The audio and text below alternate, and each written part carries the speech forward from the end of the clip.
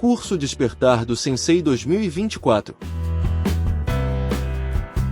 Módulo Hormônios Feminino frente Atividade Física. Ana Caroline Braz, biomédica e microbiologista, primeiro Dan de Judô. Olá, então eu sou Ana Caroline Braz, eu sou biomédica já há algum tempo, sou primeiro Dan, faixa preta primeiro Dan, e eu vim trazer para vocês um breve resumo em relação aos hormônios femininos e à atividade física. A gente entende como o exercício físico hoje como parte da manutenção da saúde do indivíduo, né? Então, é uma ideia amplamente já divulgada, os médicos utilizam da ferramenta da atividade física para auxiliar nos tratamentos das patologias, principalmente patologias crônicas. Então, isso hoje em dia já está muito difundido, né?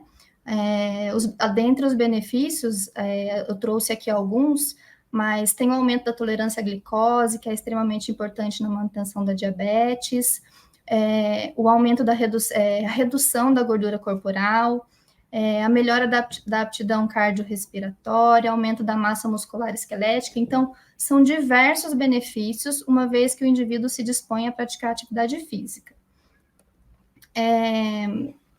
Com a atividade física, veio uma preocupação em relação ao condicionamento e ao melhor aproveitamento da prática da atividade física em si. E isso para a mulher é um pouquinho diferente, é um pouquinho peculiar, porque a mulher ela sofre oscilações hormonais, né?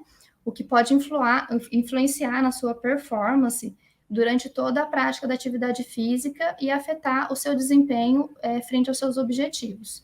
Então, a gente entende que uma mulher em idade reprodutiva, com ciclo menstrual regular, ela pode perceber, durante esse período que é o ciclo menstrual, ela pode perceber mudanças em relação à sua disposição para a prática de atividade física.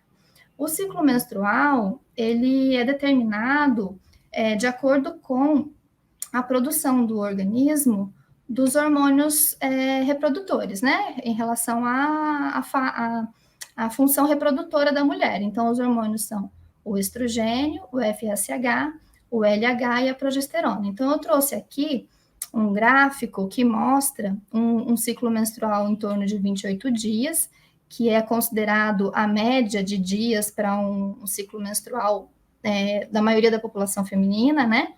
Então, ele tem fases, tem o período da menstruação, fase folicular, ovulação e fase lútea, e as oscilações hormonais que acontecem durante o ciclo menstrual.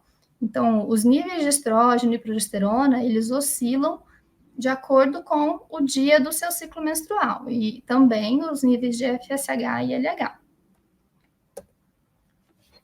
Uma vez que a gente conhece já, né, essa informação das fases do ciclo menstrual, também já é uma teoria muito conhecida e difundida.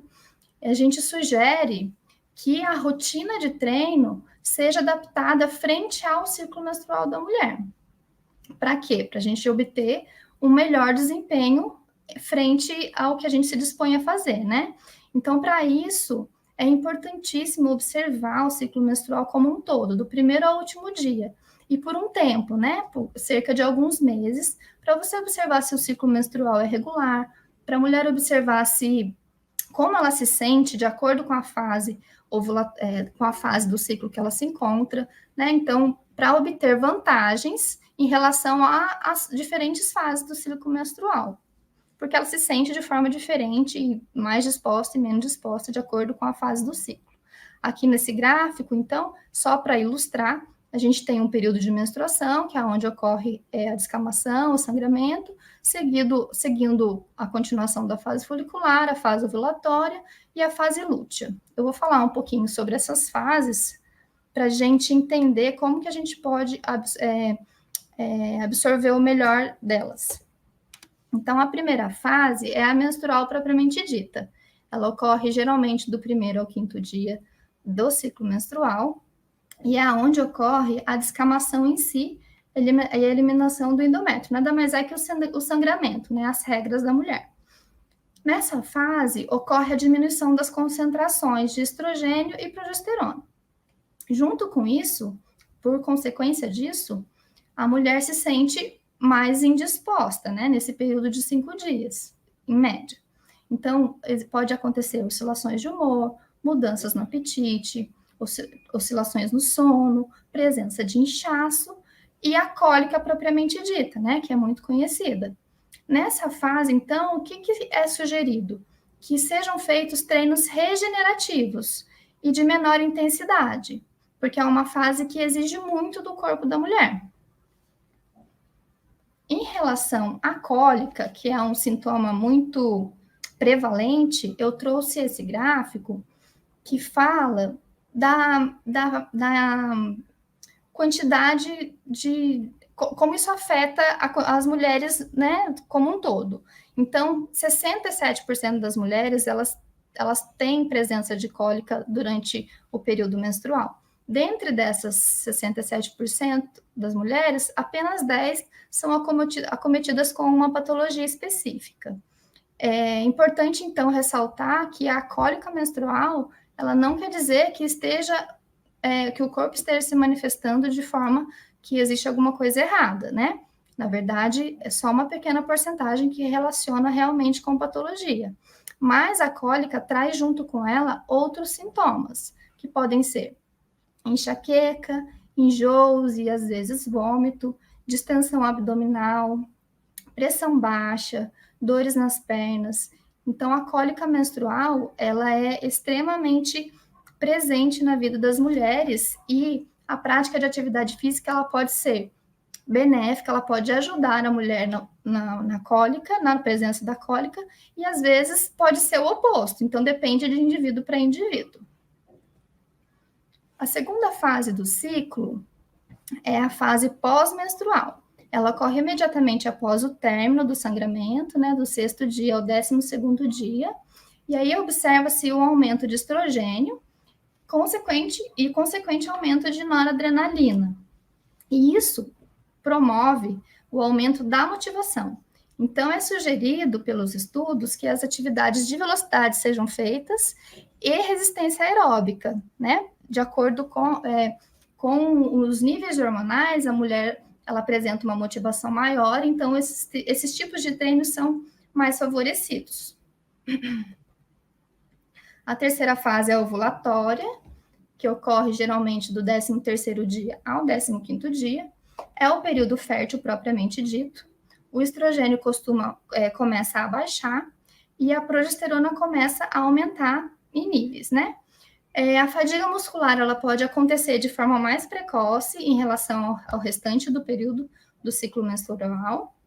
Entretanto, a mulher tem maior resistência a estímulos dolorosos. Apesar dela ter uma fadiga mais precoce, ela tem uma maior resistência à dor.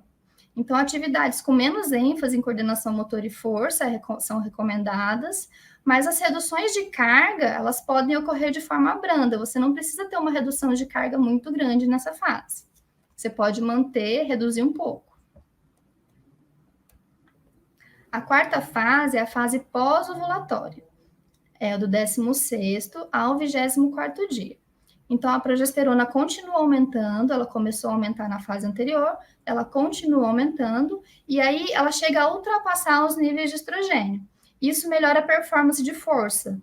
Então, é propícia para musculação e elevação de intensidade. E quem tem essa necessidade é uma fase que pode ser usada com foco em perda de gordura. Isso é uma informação bastante importante. A quinta fase é a última fase do ciclo menstrual, mas ela antecede a primeira fase do ciclo menstrual, né? Trata-se de um ciclo. Então, ela acontece geralmente do 25º ao 28º dia. Junto com ela vem a tensão pré-menstrual. Observa-se a queda abrupta da progesterona que estava lá em cima, né? E junto com a queda da progesterona vem a retenção de líquido. Então, é uma fase onde a atividade física ela tem que ser mais voltada para aliviar os sintomas da TPM, né, da tensão pré-menstrual, para melhorar a ansiedade e para diminuir a irritabilidade. Então, o que é legal da gente entender é que o conhecimento, né, das fases do ciclo menstrual, eles podem ser uma ferramenta para a mulher atleta. Então, aqui eu trago uma reflexão, né? Então, o autoconhecimento é de extrema importância para a mulher atleta. E lembrando que mulheres podem ter diferentes durações de ciclo menstrual. Então, podem ter mulheres com ciclos de 25 dias e mulheres com ciclos de 30 dias. Por isso que você precisa acompanhar por um período de tempo. 3, 4, 5 meses para você observar se o seu ciclo é regular ou não, qual a duração do seu ciclo, para você poder fazer, então, um planejamento de treino. Uma vez que você tem esse autoconhecimento, você consegue se organizar e aproveitar o seu treino de uma forma melhor, né? Esse planejamento, quando eu trouxe isso aqui para a apresentação, me veio um questionamento, né? Porque, assim, a gente tem o autoconhecimento, mas o meu treino, ele não depende só de mim como atleta. Depende dos profissionais que estão envolvidos no meu treinamento. Então, é de extrema importância que esses profissionais, em sua maioria, homens, tenham o conhecimento de tudo isso que a gente está conversando.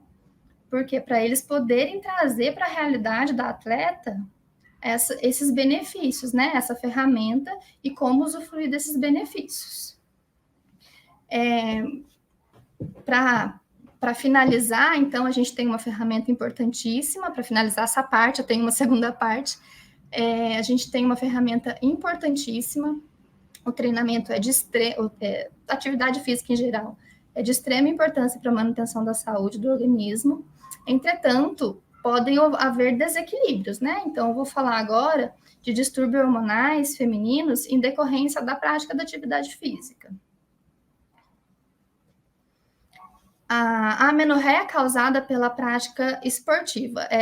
Esse é o distúrbio que eu escolhi para trazer. Existem diversos outros distúrbios, mas que estão relacionados a disfunções do metabolismo, que não tem tanto a ver com a prática da atividade física, mas essa eu trouxe com um olhar assim, bem cuidadoso, porque é uma coisa que pode acontecer e a gente não perceber. Então, o que é a amenorreia? A amenorreia, ela é a ausência da menstruação. E é quando a mulher atleta para de menstruar em decorrência à prática da atividade física intensa e também pode ser uma somatória ou em fato isolado, a perda de peso abrupta. Né? Além disso, né, além do treinamento intenso, a perda de peso ela pode ser causada pelo estresse fisiológico e bioquímico, pelo estresse psicológico, no caso, muitos compromissos, um evento, perdão, um evento muito importante, uma seletiva, uma competição grandiosa, e além desses 3 fatores, a diminuição drástica do consumo de gordura. Então, o que me trouxe aqui, né, de recordação da época em que eu competia, perda de peso abrupta e diminuição drástica do consumo de gordura. A gente tem que bater o peso para competição, né? Então, o que acontece? A gente faz uma dieta pré-competição e aí a gente diminui drasticamente o consumo de gordura para conseguir bater o peso. Eu trouxe esse fator da gordura relacionado à amenorreia para a gente conseguir entender quais as possíveis consequências, né? O baixo consumo de gordura, ele diminui os níveis de FSH e LH do organismo e, consequentemente, os níveis de estrogênio. E isso pode provocar amenorreia. Para a gente entender melhor, eu trouxe aqui 2 ilustrações. Aqui eu mostro 2 glândulas, né, o hipotálamo e a hipófise, e os estímulos que ela recebe. Então, o estrogênio, ele estimula tanto o hipotálamo quanto a hipófise a produzir hormônios FSH e LH. E existe um gene também envolvido nesse processo, que é esse GNRH aqui. Então, esse é um processo natural e saudável, onde o estrogênio estimula as glândulas e as glândulas entendem que precisam produzir os hormônios FSH e LH, e aí o ciclo menstrual e a menstruação ocorrem de forma saudável. Entretanto, quando a gente tem baixo índice de gordura, a gente impacta diretamente na produção de estrogênio, porque os hormônios são produzidos basicamente por gordura. Eles são contidos, né? A constituição deles é basicamente gordura. Então, aqui eu venho mostrar que uma vez que eu não tenho estrogênio, porque eu tenho pouca gordura, eu tenho menos estrogênio, pode não acontecer estímulo, um estímulo pequeno das glândulas hipófise e do hipotálamo, e essas glândulas, elas não entendem que tem que produzir o FSH e LH. Então, a menstruação não ocorre. Isso não acontece. Eu, como mulher, penso, né? Que ótimo. Não quero menstruar. Eu não vou ter os sintomas de TPM, não vou ter irritabilidade, não vou ter inchaço. Diversas mudanças no meu corpo que ocorrem durante o mês não vão acontecer. Então, às vezes, a mulher, ela tem esse desejo, né? De não menstruar. Mas isso merece uma atenção. O baixo estrogênio, o índice baixo de estrogênio, ele pode acarretar na perda de cálcio dos ossos. E a perda de cálcio, ela aumenta, né? Na verdade, todo esse processo de amenorreia por atividade física, baixo índice de estrogênio, acarreta a perda de cálcio nos ossos, e isso provoca, deixa a mulher mais suscetível, cerca de 3 vezes mais a fraturas, né? Então, quando existe uma suspeita de amenorreia, quando a mulher atleta ela suspeita de amenorreia e procura um profissional, esse profissional costuma acompanhar o índice de massa corporal, que tem que girar em torno de 22%. Na verdade, 22% é o que foi determinado para que um ciclo menstrual seja mantido de forma saudável, tá? E, além disso, o profissional, ele acompanha o monitoramento de densidade óssea. Então, a amenorreia, ela pode significar perda óssea prematura. Eu trouxe esse último slide para falar da importância do ginecologista na prática de atividade física, né? A ginecologia no esporte, ela é extremamente importante. O que acontece? Quando a mulher atleta, ela busca um ginecologista e ela não informa o ginecologista que ela é atleta, o atendimento do ginecologista vai ser individualizado, mas não com foco no melhor desempenho dela. Então, é importantíssimo esse diálogo entre atleta e o ginecologista, perdão, para que o ginecologista tenha uma conduta individualizada com foco no que ela realmente precisa. E esse olhar do ginecologista para a mulher atleta, ele evita a tríade da mulher atleta, que nada mais é que presença de desordem alimentar, a amenorreia, decorrente à prática de atividade física intensa, e a presença da osteoporose precoce, né? Perda de cálcio, risco de fratura, e um pouquinho a longo prazo, a osteoporose precoce. Não pensem em mulheres que a osteoporose só ocorre na terceira idade, né? Ela pode acontecer de forma precoce. Então, eu fiz um apanhado dessas informações, tem muita informação na internet, caso vocês queiram pesquisar, são informações fáceis de encontrar, mas às vezes bem complexas, então eu fiz um apanhado geral. Os pontos mais importantes eu trouxe aqui. Espero ter contribuído de alguma forma para o despertar do Sensei e dizer que estou à disposição. Muito obrigada. Curso Despertar do Sensei 2024. Realização: Federação Paulista de Judô Vale do Paraíba, 2ª Região.